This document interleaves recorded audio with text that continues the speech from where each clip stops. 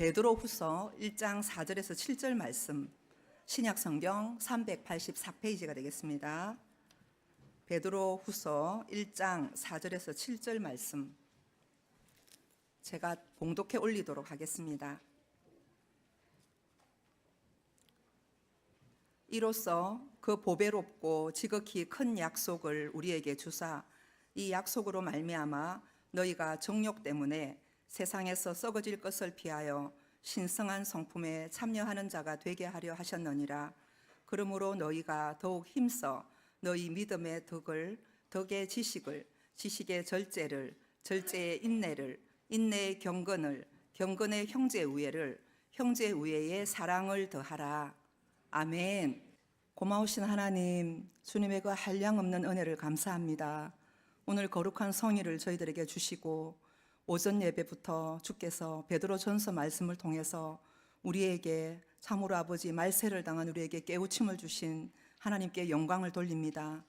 하나님, 우리 교회를 향하여 성령께서 하시고자 하는 그 말씀을 듣게 하여 주시고, 하나님 이 오후에는 저희들이 베드로후서 말씀을 통해서 역사하실 하나님을 기대합니다. 하나님 아버지, 우리 한 사람 한 사람을 향한 하나님의 그 놀라운 계획을 발견하는 시간이 되게 하여 주시고, 정말 아버지 온종일 저희들이 주님의 제단에 머물며 시간 드리는 이 예배를 통해서 저희들이 주님 안에 견고하게 세워져 나갈 수 있도록 도와주시옵소서. 주님, 부족한 종이 말씀을 들고 섰습니다. 성령 하나님, 성령의 두루마리를 입혀주시고 주께서 꼭 대언하시고자 하는 그 말씀만을 바르게 대언할 수 있도록 은혜를 베풀어 주시옵소서. 시종을 주님 손에 의탁드리며 살아계신 예수님의 이름으로 기도드립니다. 아멘. 오늘은 하나님의 중공검사라는 제목으로 하나님의 말씀을 증거하겠습니다. 여러분, 세계에서 제일 높은 빌딩은 높이가 몇 미터 정도나 될 것이라고 생각을 하십니까? 아랍에미리트의 두바이에 있는 부르즈 할리파 빌딩인데요, 지상 163층 건물에 안테나탑까지 하면 높이가 자그마치 829m나 된다고 합니다. 대단하지요? 사람들은 건물의 그 완성된 모습을 보고 굉장하다 하고 탄성을 지어냅니다. 그러나 아무리 높이 올라간 건물이 있다고 하더라도 더욱 중요하게 신경 써야 하는 것이 바로 그 건물을 넉넉히 지탱할 만한 든든한 기초공사지 않습니까? 우리나라에 1994년도 10월에 성수대교가 붕괴되는 그런 사건이 있었습니다. 그리고 다음 해인 1995년에는 삼풍백화점 붕괴 사고가 있었거든요. 한순간에 무너져 내린 그 충격의 현장을 저는 TV 뉴스에서 몇 날 며칠을 계속 안타깝게 지켜봤습니다. 가까스로 살아남아서 그 폐어더미에 이렇게 묻힌 사람들을 구조하는 장면들을 애타게 지켜봤는데요, 그 뼈아픈 기억을 아마 우리 어르신들은 다시 생각해도 기억이 나실 것입니다. 백화점 안에는 각종 화려한 그런 물건들로 절비하고 외벽들이 그렇게 멋지게 치장해 있었어도 부실공사라는 것은 한순간의 붕괴로 인해서 소중한 생명들을 한꺼번에 저렇게 정말 앗아갈 수 있구나라는 것을 깨닫는 현장이었습니다. 오늘날의 우리나라의 건축 기술은 참으로 대단하지요. 우리가 조금만 나가도 이렇게 보면은 바다 위에 놓인 광안대교라든지 부산에만 해도 남항대교, 북항대교, 영도대교 이렇게 수시로 우리가 도로를 자유자재로 이용하며 다니지 않습니까? 그리고 고가도로라든지 터널 같은 것도 굉장히 여기에 부산에도 많습니다. 그런데 실상은 이렇게 아무리 멋들어지게 지어놓은 대교나 또 터널이나 이런 높은 건물을 지을 때 그럴수록 기본과 원칙을 지키는 일은 너무나 소중한 것이죠. 왜냐하면 그렇게 조금이라도 원칙을 벗어나면 여지없이 그것은 다시 우리에게 엄청난 재앙으로 되돌아올 수밖에 없다는 사실을 우리가 알고 있습니다. 반드시 건물을 지을 때는 설계도대로 이렇게 또 점검하고 또 점검하면서 시공해야 되고요, 마치 내 가족이 들어가서 살 집처럼 지어야 안전할 것입니다. 다리를 놓을 때도 이렇게 정말 이렇게 멋지게 한 땀 한 땀 놓아야만이 안전한 완공의 기쁨을 두고두고 누리게 될 것입니다. 우리의 모든 일에 이 원리는 적용이 되는 것이죠. 하나님께서 인생들을 창조하셔서 세상에 보내실 때 우리 각자마다 놀라운 계획을 가지고 목적을 가지고 이 세상에 보내셨습니다. 우리가 이 땅을 살아갈 때에 의식주를 해결하기 위해서 우리가 또 이렇게 거주할 육신의 장막을 지을 때도 설계부터 이렇게 시공, 완공까지 얼마나 우리가 노력을 하고 이렇게 정말 온 마음을 다해서 신경을 써서 건축을 합니까? 하물며 한 분뿐인 소중한 우리의 인생과 또 우리 자녀들의 인생을 건축하는 일에 있어서 그 일은 그 어떤 일을 이루는 것보다 굉장히 중요한 일입니다. 오늘 주께서 주님의 주시는 말씀을 통해서 우리 모두에게 세상 끝날에 불어닥칠 환난과 그리고 거센 유혹과 세속화의 풍파 속에서 어떻게 하면 끄떡없이 영혼을 준비할 수 있는 영혼의 집을 건축할 것인가에 대해서 오늘 본문 말씀을 통하여 우리에게 가르쳐 주시고 계십니다. 베드로 후서에 우리가 이렇게 내용을 보면 수신인들은 오늘날의 터키 북부에 있는 그 소아시아 반도의 본도, 또 갈라디아 지방, 갑바도기아, 또 아시아와 비두니아 이렇게 5개 지역에 흩어져 살면서 극심한 박해를 견뎌야 했던 성도들이 대상입니다. 그리고 이들에게 위로를 주기 위하여 쓰여진 편지입니다. 베드로전서를 썼던 그 목적은 그리스도인들에게 박해를 잘 견디도록 베드로는 힘을 주고 싶었고, 그리고 그 박해를 견뎌낸 이후에 예수 그리스도의 복음을 잘 증거하도록 하기 위한 목적으로 기록을 했습니다. 그러나 이 베드로 후서는 베드로가 이제 그의 죽음의 때가 임박한 것을 알고 성도들을 일깨우기 위하여 기록한 책이 바로 베드로 후서인 것입니다. 우리가 역사적으로 보면 베드로 전서는 AD 64년경에 쓰여졌고, 그리고 베드로 후서는 약 2년 후인 AD 66년경에 기록된 것으로 우리는 보고 있습니다.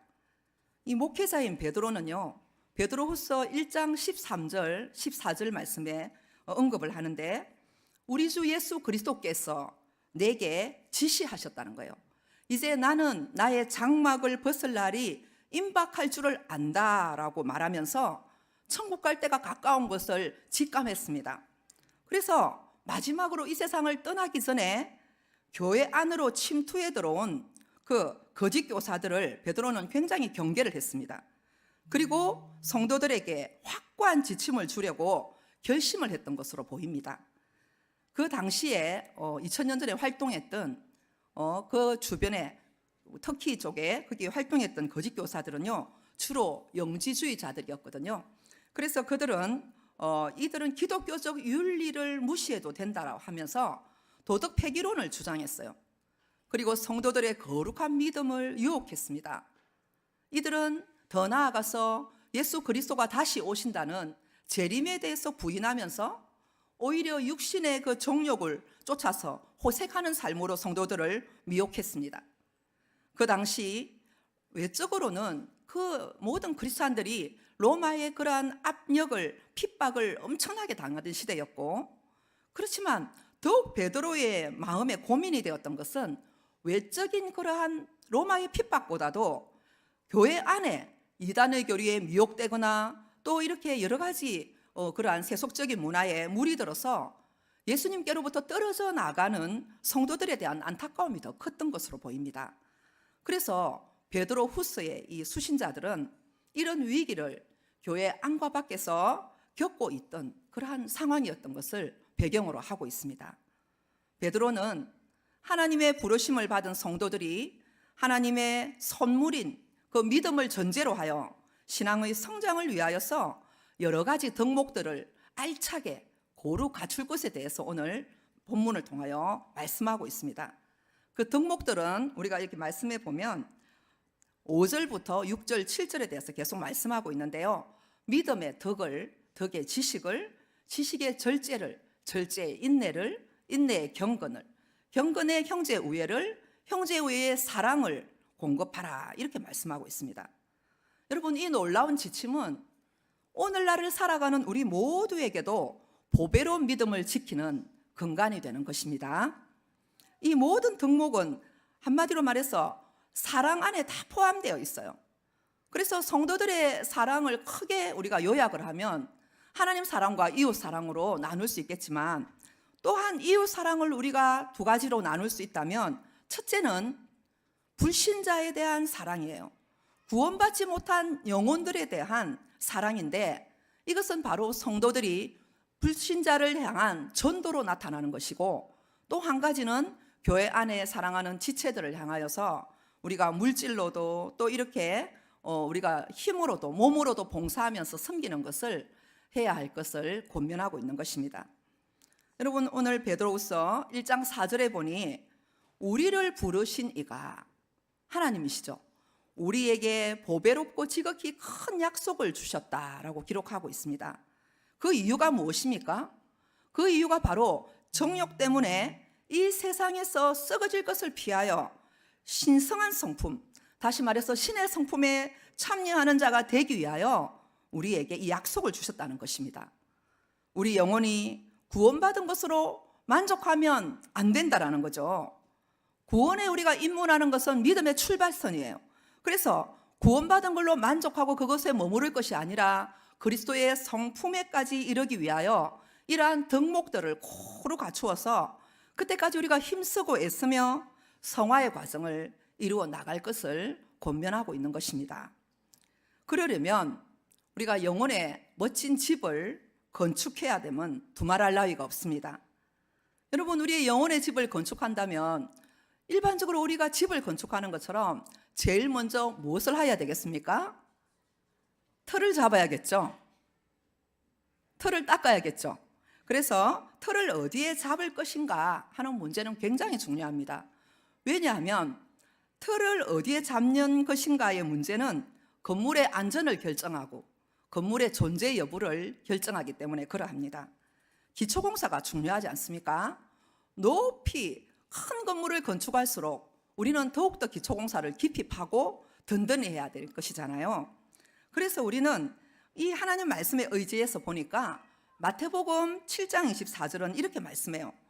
누구든지 나의 이 말을 듣고 행하는 자는 그 집을 반석 위에 지은 지혜로운 사람 같으리니, 이렇게 말씀하셨거든요. 그렇다면 우리의 영혼의 틀을 바로 반석 위에 지어야 되고, 하나님의 말씀을 행하는 자가 바로 지혜로운 자다라고 하나님께서 우리에게 말씀하신 것을 바라볼 때, 반석 위에 우리가 일단 집을 지어야 되겠다, 틀을 잡아야 되겠다. 여러분, 그렇게 생각이 드시죠?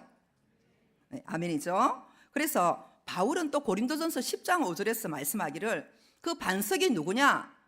신령한 반석인 예수 그리스도다, 이렇게 말씀했습니다.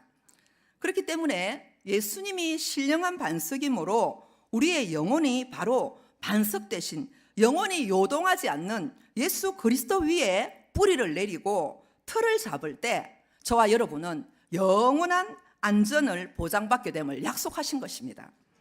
우리는 사도 베드로가 가르쳐 주신 하나님의 말씀을 통해서 예수 그리스도의 반석 위에 한 켜 한 켜 어떻게 안전한 건축을 우리가 해나갈 수 있을지 오늘 말씀을 한번 따라가 보시겠습니까?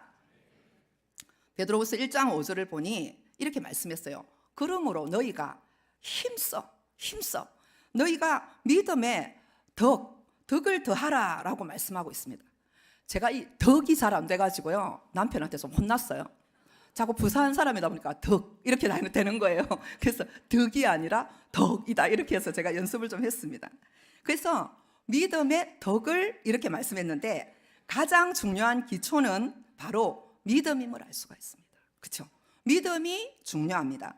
믿음이 기초가 되지 않은 상태에서 영적 건축을 할 수 없다라는 말이죠. 그래서 이 믿음은 바로 어떤 믿음이냐? 막연한 믿음이 아니라는 것이에요. 오전에도 오늘 목사님께서 그 말씀을 하셨어요. 예수 그리스도가 내 인생의 주인이시며 유일한 나의 구원자가 되신다라는 신앙 고백을 말씀합니다. 그래서 예수님이 인격적으로 내 마음에 딱 영접되어졌을 때 주인이 바뀌거든요. 이전에는 내가 내 주인이에요.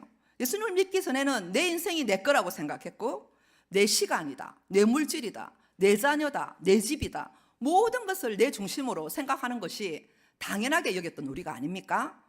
그런데 어느 날 복음을 통해서 예수님을 알게 되고 예수님 그가 하나님이시며 그가 창조주시며 생명과 부활의 주님이라는 것을 우리가 알게 되고 성령께서 우리에게 그 깨우침을 주셨어요. 그러다 보니 내가 죄인인 것을 알게 되고 구세주의 필요성을 알게 되니 마음 문을 열고 예수 그리스도를 딱 영접하는 사건이 일어났습니다. 그러다 보니 우리 안에 예수님이 오시자마자 모든 것을 내 것이라고 믿고 살았던 그 가치관이 순식간에 바뀌고 하나님의 나라가 호련히 우리 안에 임하게 되는 것을 경험했지 않습니까? 이것이 확실하게 믿어지고 반석처럼 흔들림이 없이 저와 여러분의 신앙 고백이 되었다면 일단 우리의 영혼인 이 기초공사는 안전하게 다져져 있는 것입니다. 안심하셔도 됩니다. 자, 믿음으로 그러나 세상을 살아가는 것이 절대로 순탄하지만은 않지요. 우리가 예수님을 구주로 영접하고 믿음을 가지고 살아가면 만사형통하고 승승장구하고 뭐 날마다 이렇게 마음먹은 대로 기도하면 100% 응답받고 뭐든지 열리고 뚫리고 그렇습니까? 아멘이라고 하시는데 아마 좀 더 살아보시면 그러지 않을 때도 있다는 것을 알게 됩니다. 우리가 믿음의 초창기에는 하나님께서 우리를 긍휼히 여기셔서 어린 아이에게 모든 것을 다 주시지만 장성한 그리스도의 길을 걷는 것은 순탄치만은 않거든요. 때로는요 애매한 고난을 우리가 당할 때가 있어요. 그리고 때로는 열심히 주의 일을 하는데 속상한 일을 만날 때도 있고요. 정말 이렇게 듣지 않아야 할 말을 들을 때 심장이 상하고 우리의 믿음이 사정없이 흔들리는 것을 경험할 때가 있습니다. 그래서 그때는요 우리가 예수 믿어도 어떨 땐 분노도 일어나고 내 이번 일만큼은 못 참는다 이러면서 시시비비를 가리고 싶은 유혹에 들기도 합니다. 그리고 어떨 때는 그 말을 생각하면 밤잠을 설칠 때도 있고요. 괴로워하면서 정말 이렇게 사귀려니까 우리가 얼마나 힘든가 하는 시간을 보낼 때도 있어요. 사탄은 이때를 기가 막히게 압니다. 놓치지 않고 우리의 감정을 부추기며 우리에게 참소하죠. 여러분, 우리가 구원의 확신이 명확하지 않을 때는 어떤 이들은 가장 근본적인 시험에 드는데요. 가장 근본적인 시험, 그건 무엇입니까? 하나님이 없다라는 거죠. 하나님이 날 사랑한다는 하나님은 선하시고 하나님은 언제나 옳으시고 하나님은 나를 사랑한다라는 그것이 우리의 믿음이 될 때 우리가 요동하지 않을 텐데 구원의 확신이 명확하지 않으면 이 부분이 흔들린다는 거죠. 그래서 나의 고난의 무게를 너무 중하게 생각한 나머지 고난과 구원을 같이 저울에 올려놓고 고난에게 너무 이렇게 빠져 있다 보면 하나님이 없다라는 결론을 내리고 원망하면서 때때로 교회를 떠나버리는 사람들도 종종 보게 됩니다. 여러분, 이때가 정말 중요합니다. 그러므로 신앙생활에 우리는 첫 단추와 기초공사를 어떻게 해야 되느냐? 바로 예수님이 내 인생의 전부다, 내 인생의 주인이다, 그분은 나의 유일한 구원자다, 이 사실을 믿는 일이에요. 여러분 좀 믿음이 약하시네. 아멘이십니까? 이거 확실히 여러분 아멘 고백이 되셔야 됩니다. 성령님께서 우리가 죄인임을 깨닫게 해주시잖아요. 그때에 우리가 마음문을 활짝 열고 주여 나는 죄인입니다, 나를 도우소서, 이렇게 고백했던 베드로처럼 예수 그리스도 당신만이 나의 유일한 구세주입니다, 내가 주를 영접합니다 하면 내 마음속에 중심에 예수 그리스도를 모셔야 된다는 사실입니다. 그러므로 구원의 확신은 내가 어떤 착한 일을 하고 선한 일을 하고 하나님을 기쁘시게 하고 그런 일을 할 때도 있지만 어떨 때는 내가 정말 하나님 앞에 영적으로 또 침체가 돼가지고 힘들어서 내가 시험에 빠질 때도 있는데 그런 상황에 따라서 왔다 갔다 해야 할 일이 아니라는 거예요. 구원의 확신은 나의 그러한 정말 하나님 앞에서의 행위에 따라서 왔다 갔다 하는 것이 아니라 하나님이 우리에게 주신 예수 그리스도를 통하여 생명을 치르고 주신 하나님의 선물이라는 것입니다. 그래서 우리는 하나님의 말씀에 의지해서 구원의 확신을 죽을 때까지 이 부분에 대해서 의심하시면 안 됩니다.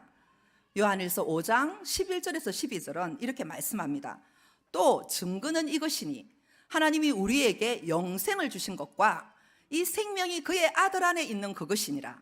아들이 있는 자는 생명이 있고 하나님의 아들이 없는 자는 생명이 없느니라. 아멘이십니까? 하나님의 아들이 여러분과 저의 마음속에 있습니까? 아멘. 하나님의 아들이 없는 분 계십니까? 그분은 아직 영생이 임하지 않았다는 것입니다. 말씀에 의지하여 우리가 예수 그리스도가 정말 내 마음속에 계신가, 말씀을 의지하고 의심하지 않으셔야 됩니다. 그러면 우리가 때때로 죄를 짓고 넘어질 때가 있지만 하나님께서는 우리의 연약함을 다 아세요. 적시로 우리가 회개하고 주님 앞에 은혜를 구하면 하나님은 우리가 고백한 죄에 대해서 사하시고 모든 불의에서 우리를 깨끗게 해주실 줄을 믿으시기 바랍니다. 자, 그러면 우리는 영혼의 기초공사인 그 반석, 믿음을, 예수 그리스도가 나의 구원자라는 그 확실한 믿음을 예수님의 터 위에 쌓았어요. 믿음이 확실합니다. 그러면 그 위에 무엇을 쌓아야 되느냐? 덕목들을 갖추라고 말씀하는데 첫 번째가 믿음의 무엇을 갖추라고 그럽니까? 덕. 다 같이 해볼까요? 믿음의 덕. 덕이 아니라고 덕입니다. 부산 사람들 조심하세요. 믿음의 덕을 건축하면 덕. 자, 그러면 틀을 닦았으면 1층에는 자꾸 나오는데 덕으로 기둥을 세우고 건축해야 돼요. 그럼 뭐가 덕이냐 했을 때 우리의 말과 우리의 행실들이 예수님 보시기에 사람들 앞에 소금으로 고르게 하는 것처럼 모든 사람에게 따뜻한 위로와 사랑으로 흘러가는 덕을 끼치는 것이 너무나 중요하다는 사실입니다. 여러분, 마음이 온유하고 따뜻한 그런 사람은 이제 믿음의 반석 위에 1층의 건물을 제대로 지은 사람입니다. 그래서 덕을 가진 사람은 그 위에 더하여 지식을 건축하라라고 주께서 말씀하시거든요. 믿음 위에 덕을, 덕 위에 지식을, 이렇게 성경은 말씀하는데 어떤 지식입니까? 그리스도를 아는 지식이 없으면 깊은 신앙의 경지에 덕만을 가지고는 이룰 수가 없다라는 거예요. 하나님을 만나는 길은 생명의 말씀되는 그 성경을 통하여 계시된 예수 그리스도를 인격적으로 깊이 만나고 그리스도와 연합하여 그와 함께 예수님과 언제 어디서나 함께 사는 것입니다. 이 지식은 세상이 주는 그러한 지식과는 완전히 다른 거죠. 그래서 세상의 지식은 자기 분야에 따라서 공부하고 학습하고 또 전공을 하여서 얻어지는 결과로 얻는 것이라면 하나님을 아는 지식은 성령님께서 우리에게 오셔서 조명해 주셔야 가능합니다. 그래서 성령님이 우리에게 조명하셔서 말씀을 들려주시고 복음을 들려주실 때 말씀이 깨달아지고 지혜와 계시의 영이 열려짐으로써 하나님의 비밀인 예수 그리스도를 알게 되는 것, 그것이 하늘로부터 온 지혜인 줄로 믿습니다. 그것이 하나님이 주신 지식인 줄로 믿습니다. 세상이 줄 수 없는 담대함과 그리고 용기가 열려짐으로 인해서 이제 하늘로부터 내려온 영적인 통찰력을 받게 되고 하늘로부터 내려온 그 지식을 받을 때 우리는 지경이 세계적으로 열려지는 것입니다. 그러면 우리가 믿음의 덕의 지식을 쌓았어요.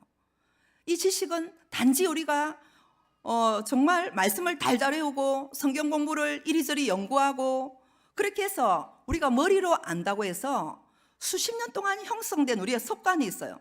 그리고 형식에 매여서 우리가 머리로만 알고 삶으로 연결되지 않는 그러한 모습을 가지고는 하나님을 안다고 할 수가 없습니다. 우리는 스스로에게 속을 수가 있어요. 여러분, 바리새인들도 그랬고요. 수많은 종교 지도자들이 하나님의 말씀에 너무나 능통했습니다. 그래서 그들은 남을 잘 가르쳤고 얼마나 그 말씀에 이렇게 날마다 눈을 뜨면 하루 종일 암송하고 그랬지만 예수님께는 정작 그들이 신랄한 책망과 그리고 질책을 들었거든요. 왜 그랬을까요? 남에게 가르치기는 하는데 자신은 한 홀이라도 지키지 않았다고 예수님께서 진단해 주셨기 때문에 그러합니다. 그러므로 우리는 하나님을 아는 것이 무엇이냐, 하나님을 아는 지식이 무엇이냐, 온 마음 다하여 하나님을 경외하고 하나님의 말씀 앞에 뜨는 자가 되는 것이 마땅하다라는 말씀입니다. 그래서 지식으로 우리가 충만하여 뜨거움이 있다 해도 이제 우리는 지식 위에 주께서 절제를 말씀하십니다. 절제를 가져라, 절제를 하여야 된다라고 우리에게 말씀하는데요. 만약에 여러분 지식으로 충만하다고 해도 뜨거움이 있다고 해도 절제되지 않는다고 한번 생각해 보세요. 절제되지 않는 열심, 통제되지 않는 열정, 한번 생각해 보실래요? 그런 사람이 있다면 자기의가 드러나기 쉽습니다. 예수를 정말 인격적으로 만나기 전에 바울의 모습이 바로 그러했지요. 그러면은 누군가에게 쓴소리를 듣거나 우리가 또 교회 일을 하다가 이렇게 시험에 빠지게 되면 하루아침에 그 열정들이 팍 이렇게 사그라들면서 의기소침해지기 쉽습니다. 사탄은요, 절대로 열심 없는 자에게 시비를 걸지 않습니다. 먼 발치에서 이렇게 교회의 마당을 가끔 밟고 다니는 자들에게는 그다지 시험 들 일이 없거든요. 그런데 죽도록 충성하는데 밤낮 교회 와서 열심히 봉사하다 보면 사방에서 사단이 불화살을 쏘아댑니다. 때로는 하지도 않은 걸 했다 하고 말로 소문으로 구설수에 오르게 해서 넘어뜨리고 낙심시킵니다. 오늘도 어떤 집사님께서 저보고 자꾸 이렇게 뒤에서 끌어안으면서 전도사님 우리 밥 한 끼 먹어요 막 이러시는 거예요. 그래서 무슨 할 말이 좀 있으신가 보다. 그러면 부흥회 끝나고 한번 밥 먹읍시다 이렇게 했거든요. 그랬더니 자꾸 할 말이 있는 듯이 오더니 전도사님 이러면서 밥을 또 먹자고 먹자고 이렇게 했더니 전도사님이 개척하신다면서요 이렇게 말씀을 하는 거예요. 예? 이렇게 하니까 누가 그렇게 말합니까 하니까 맞잖아요 뭐 저 들었어요 이러면서 개척하신다면서요 하는데 전혀 그런 일 없습니다. 누가 이렇게 자꾸 저를 구설수에 오르내리게 하는지 모르는데 이렇게 아니 땐 굴뚝에도 연기가 나는구나 이렇게 생각을 했습니다. 자, 만약에 이럴 때 우리가 성령의 열매인 절제가 되지 않는 사람은 우리가 그런 어떤 경우에 정말 속상한 일들을 만날 때 있잖아요. 자기의 억울함을 드러내고 싶은 마음에 자신을 변호하고 싶은 마음이 우리는 울컥울컥 일어나요. 그러면은 본의 아니게 우리가 막 변호해서 찾아다니면서 변호하고 막 이렇게 또 싸우게 될 경우가 있는데 그러면은 휘말리게 되는 것입니다. 절제는요, 어떻게 보면 자신의 혈기를 다스리는 것이고 그리고 자존심과의 싸움이거든요. 그래서 성령의 열매이니까 성령 안에서 우리가 절제하다 보면 모든 것은 시간이 지나면 다 드러나게 되고 다 밝혀지게 되잖아요. 그래서 우리는 이 절제 위에 이제 지식 위에는 절제의 건물을 세워나가야 되고 이 삼천 건물을 든든하게 세워나가야 돼요. 그래서 절제를 잘하고 나면 하나님께서 이제 사천 건물을 지어라고 하시는데 이 사천 건물에는 절제 위에 인내로 집을 지어라 이렇게 말씀을 하십니다. 여러분 절제와 인내는 갈라디아서 5장 22절 이하에 보면 성령의 9가지 열매 가운데 하나들이에요. 그죠? 그래서 어떻게 보면 절제와 인내는 한 쌍의 열매처럼 느껴져요. 절제함을 통해서 우리가 그런 훈련을 하다 보면 오래 참음으로 열매로 나아갈 수 있거든요. 여러분 혹시 여러분 가운데도 공동체 유익 때문에 할 말이 있는데 할 말을 꾹 참고 주여 이렇게 하면서 하나님 앞에 그 마음을 쏟아놓고 그 모든 상황들을 교회의 그런 평강을 깨뜨리지 않기 위해서 참으신 분들 계시죠? 여러분 인내할 때 그 느낌 아시죠? 정말 뜨거운 눈물이 나옵니다. 그 할 말을 안 하고 있으니까 분해서 뜨거운 눈물이 나오는데 그것이 입을 꼭 다물 때 이 독이 빠져나가는 것을 희한한 경험을 우리는 하게 돼요. 우리 속에 그것을 다 처리를 해야 되는데 하나님 앞에 처리하지 못하면 무조건 참는다고 되는 게 아닌데 이게 성령의 열매거든요. 근데 그것을 하나님 앞에 올려드릴 때 정말 영혼의 독이 빠져나가고 아무렇지도 않아요. 날아갈 듯이 우리가 속 시원한 것을 경험하게 될 것입니다. 그래서 내가 그리스도로 인해서 애매한 고난을 당하거나 속상한 것을 경험할 때 비로소 우리는 죄 없이 고난당하고 죽음에 내몰리신 예수 그리스도의 그 고난을 깨닫게 되는 거죠. 그래서 우리가 약속의 말씀을 받았다고 해도요, 우리가 제일 견디기 힘든 것이 바로 인내 건축입니다. 그래서 응답이 더디고 어떤 경우에는 하나님이 좀 빨리 주시면 될 텐데 이렇게 침묵이 지속될 때 주를 기다리며 인내하는 것이 얼마나 힘든지요. 사역자라고 해서 쉬운 것도 아닙니다. 힘들어요. 빨리 좀 주시면 하는 것도 있는데 어떤 경우는 10년, 어떤 거는 20년, 또 나라와 민족을 위해서 어떤 기도하는 제목은 수십 년 동안 기도하는 제목도 있지 않습니까? 오죽하면 믿음의 그 거장들도 거쳐서 넘어졌던 역사를 우리는 성경을 통하여 보게 됩니다. 아브라함도 하나님께 약속을 받았어요. 내 자손이 하늘의 별과 같이 땅의 모래알 같이 가득하여질 거야. 이렇게 약속을 받았는데도 10년이나 기다렸다니까요. 그런데도 소식이 감감이에요. 그래서 참지 못하고 아브라함이 이스마엘을 낳았지 않습니까? 거쳐서 넘어졌어요. 그래서 우리가 거장을 보더라도 이 부분이 정말 힘든 거로구나라는 걸 알 수가 있고, 또 하나님 앞에 온유함으로 인정받았던 하나님의 종 모세 또한 그가 정말 불평원망하는 이스라엘 백성들을 잘 인도하다가 결정적으로 머리바 반석 앞에서 끝까지 원망하고 패역한 그 이스라엘 백성들에게 내가 너희를 위하여 물을 내랴 이렇게 화를 내면서 머리바 반석을 탁탁 쳤죠. 혈기를 부렸던 것입니다. 그러다가 그가 정말 가나안 땅에 들어가지 못하는 결정적인 아픔을 맛보았던 것을 우리는 말씀을 통하여 알고 있습니다. 이 믿음의 거장들도 넘어졌다면 하물며 연약한 우리가 이 험난한 세상을 대상으로 끝까지 인내하고 승리하려면 우리는 전적으로 성령님을 의지해야만 여러분 사람과 상황을 인내하게 될 줄로 믿으시기 바랍니다. 그래서 이 힘든 인내의 과정을 우리가 잘 겪어야만 예수님의 성품이 나의 인격이 되고 내 인격 속에 예수님의 성품이 자리 잡는데, 인내하다 보면 자꾸 눈물을 흘리게 돼 있어요. 그냥 억지로 분해서 참는 것이 아닙니다. 성령의 은사로 주님을 생각하면서 참고 공동체의 유익을 위해서 참고, 그러면서 우리 안에 예수님의 품성들이 자리 잡기 시작하는 거죠. 이제 우리는요 더 이상 우리의 그런 의의를 드러내기 위해서, 변론하기 위해서 시시비비하거나 삼자대질하거나 이런 일을 하면 안 됩니다. 오래 참으면 정말로 몸부림이 나는 열매거든요. 그렇기 때문에 우리가 이 깜빡 속아서 사단에게 혈기를 부리거나 또 감정을 휘둘리게 되면 우리는 이 인내의 청에서 번번이 걸려 넘어져서 공사가 중단하는 사태가 벌어지게 될 거예요. 여러분 혹시 길을 다니시다가 공사 중 이렇게 붙여놓고 오랜 세월 방치되어 가지고 이렇게 철근과 콘크리트가 널브러져 있고 먼지가 풀풀 날려가지고 오랫동안 중단된 현장을 보신 적이 있으시죠? 없으신가 봐요. 저도 본 적이 있는데, 그러면은 정말 안타깝고 저 건물은 어떻게 부도 났나 봐, 언제 저거 다시 쌓아 올리지? 그렇게 하고 정말 매끈하고 멋진 건물을 빨리 쌓았으면 하는 마음이 들잖아요. 그래서 우리가 그 건물을 볼 때도 자꾸 이렇게 걱정이 되고 눈살을 찌푸리게 되는데, 똑같습니다. 우리의 영혼 또한 그렇죠.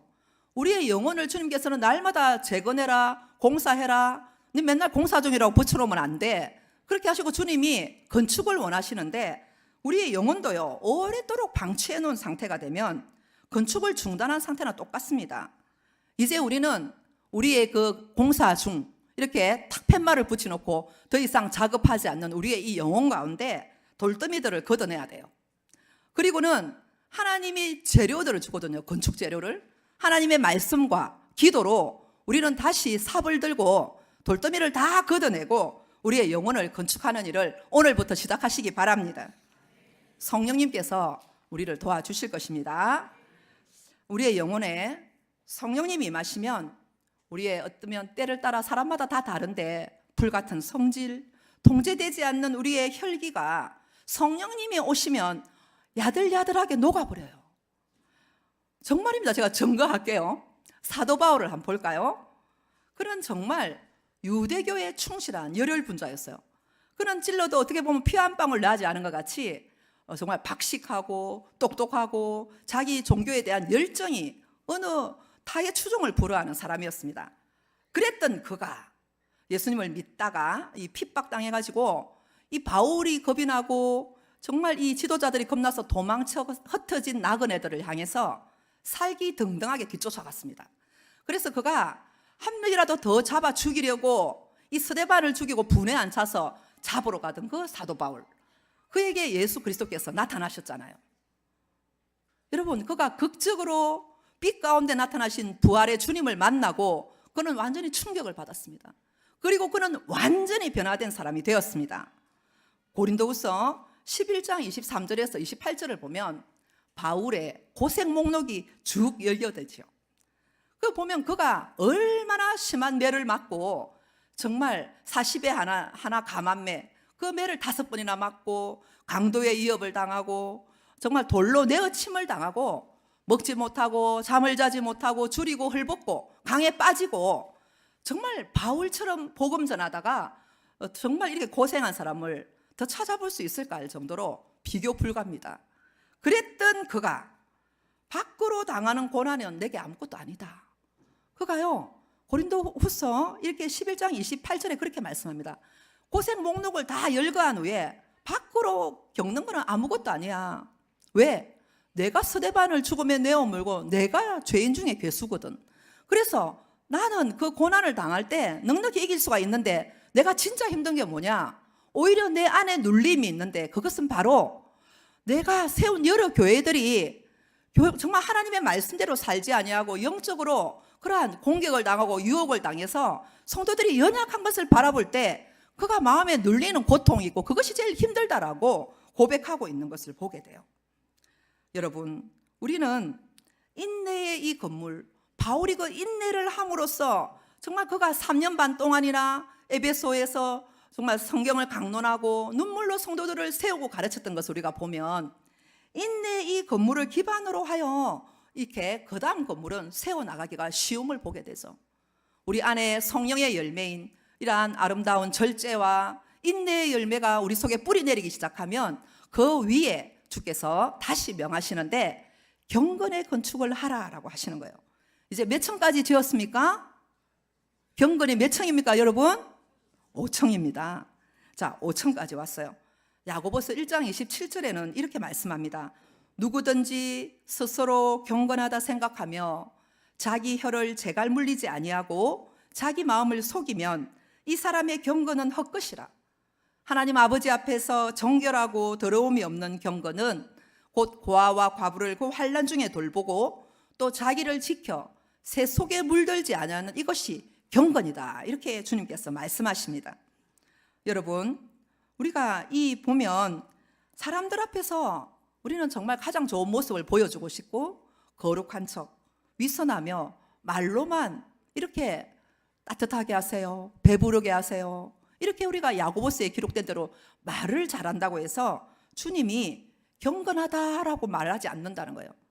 그렇게 말씀하시면서 주님은 진짜 경건이 뭐냐, 더러움이 없는 경건이 무엇인가 라고 말씀하실 때 약자들을 대할 때 우리가 어떻게 대하느냐를 보면 그 사람이 경건한가를 알 수 있다라고 주께서 말씀하십니다.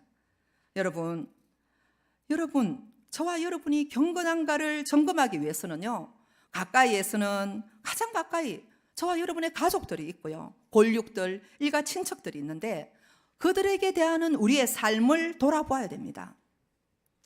고통당하고 도무지 이해가 되지 않는 그런 나의 부모, 형제들이 있어요. 여러분, 이해되지 않는 친척이 우리에게 있습니다.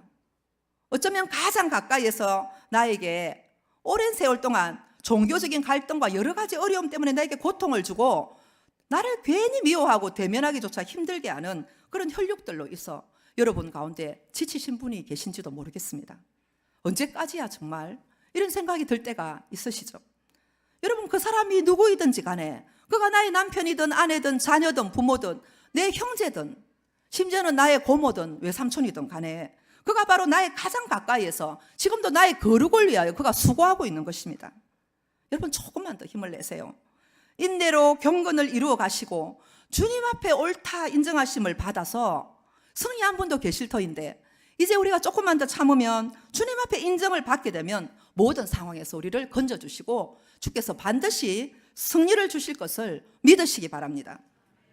그래서요, 우리는 이 경건 위에 형제 우애로 주께서 또 집을 지어라 라고 말씀을 하시는데 경건은 우리의 가까운 골육부터 돌아보며 환난에서 당한 자들을 돕고 새 속에 물들지 않도록 자신을 거룩하게 지켜내는 일, 그것이 바로 경건이라고 한다면 그 위에 형제 우애로 우리는 이제 우리의 가까운 정말 친혈육뿐만 아니라 믿지 않는 영혼들을 향하여서도 예수 사랑을 가지고 하나님 아버지의 마음을 가지고 약자들을 대해서 사랑하고 섬기는 그것이 바로 경건이다라고, 형제우애다라고 주께서 우리에게 말씀합니다. 여러분, 우리 주변에는 마음이 무너지고 형편이 공고한 우리의 사랑하는 지체들도 많이 있고요. 정말 이렇게 우리가 뉴스를 보더라도 요즘은요, 생활고로 비난하여서 온 가족들이 일가족이 자살하는 사태들도 두루 보게 됩니다.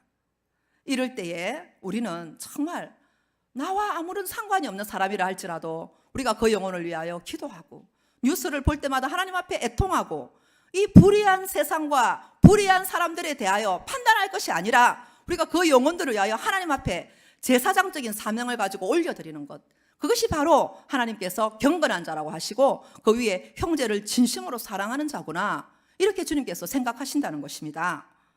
우리는 이제까지 믿음 위에 덕을, 덕의 지식을, 지식 위에 절제를 더하고 절제에 무엇입니까?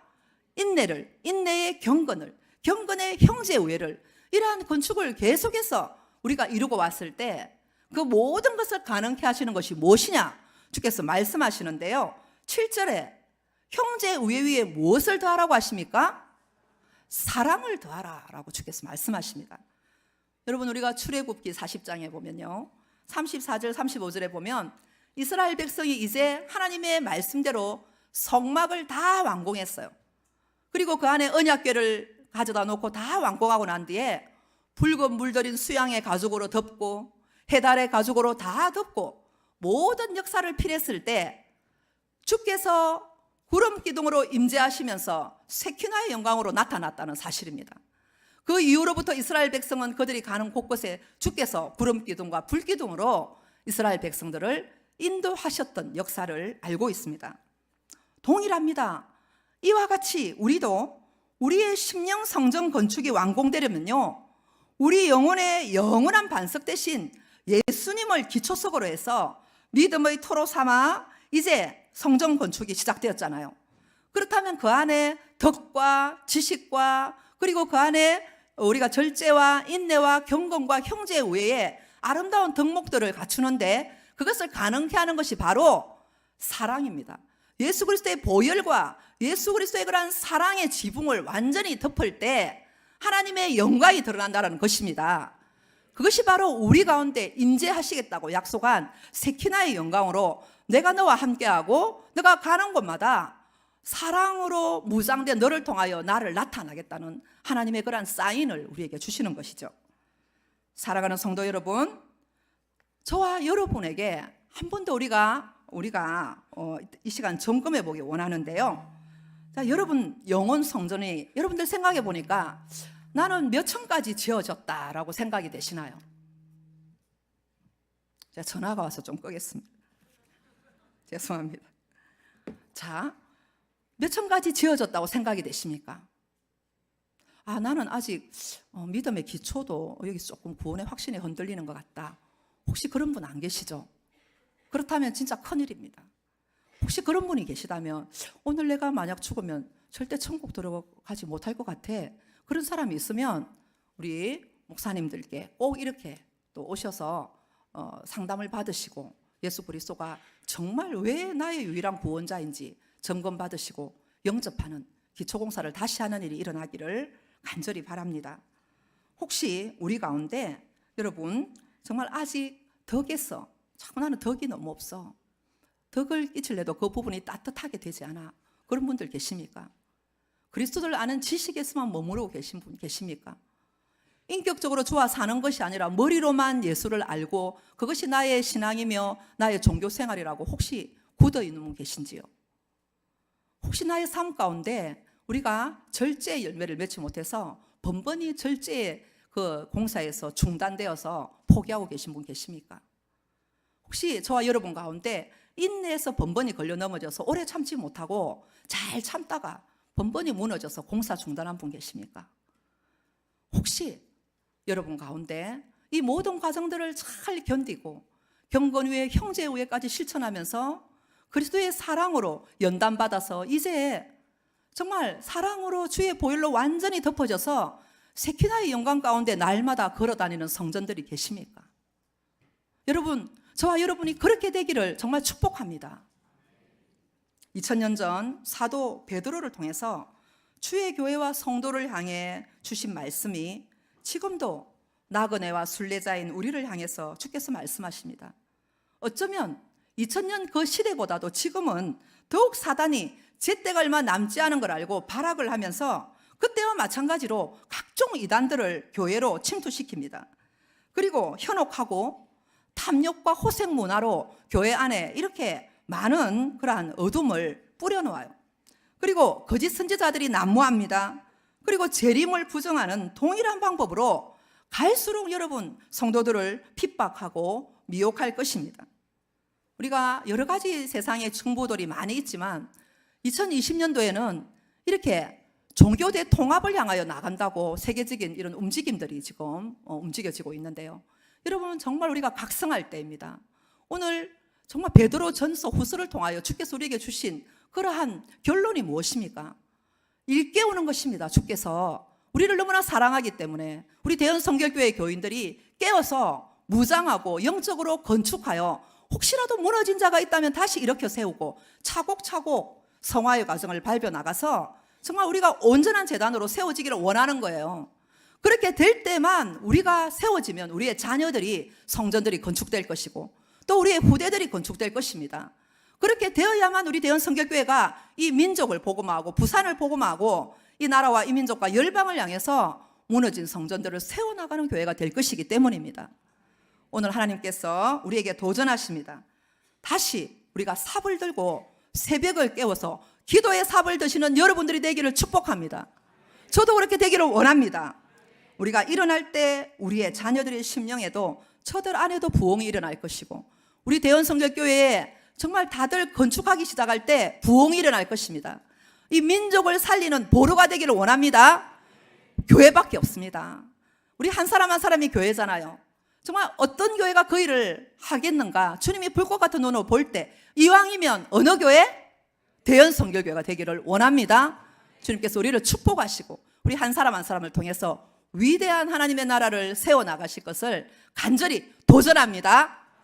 우리 이 시간 같이 기도하시며 우리 각자 하나님 앞에 결단하시는 시간을 가지도록 하겠습니다. 그렇습니다.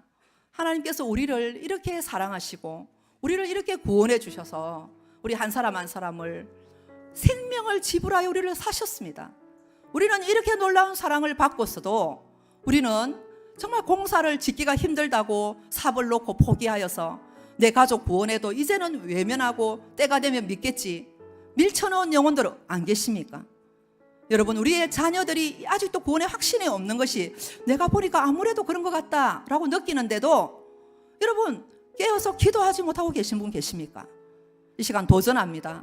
다시 하나님 내 손에 기도의 삽을 들려주세요. 하나님 중단된 내 안에 이러한 덕목들을 다시 회복시켜 주시고 하나님 내가 구원받은 것으로 만족할 것이 아니라 이제 그러한 성화의 과정들을 통하여 주님의 장성한 분량까지 자라갈 수 있도록 하나님 나를 길러주세요. 나를 키워주세요.